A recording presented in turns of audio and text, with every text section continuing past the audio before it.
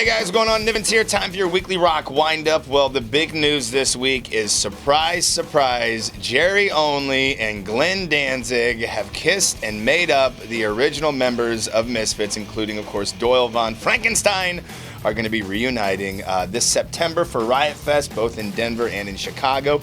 Don't know if this means some sort of tour afterwards, but God, I sure as shit would love to see that. And speaking of Chicago, Lollapalooza going to be returning to Grant Park this year, July 28th through the 31st. Nothing that really stood out to me. I guess Radiohead, if you're a fan of that, or Lana Del Rey, but that's going to, of course, take place once again the 28th through the 31st.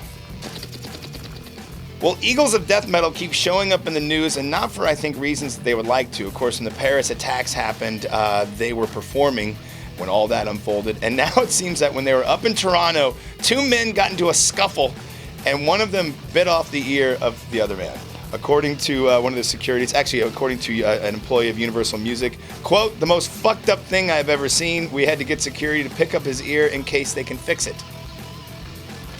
Another big news story this week is the official splitting of Sharon and Ozzy after 33 years together of marriage. They are calling it quits. There was a report for a while that Ozzy was MIA, but I guess he's been found wandering the streets of Los Angeles with a little Pomeranian.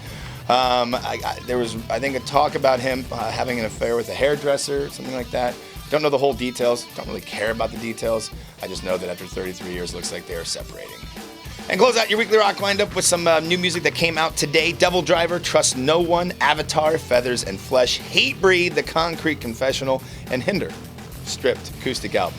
One of these things is not like the others. I'm Nivens. Thank you very much for tuning into your weekly rock wind-up. Of course, Rockfest is tomorrow, Liberty Memorial, downtown Casey Mo. Tickets still available.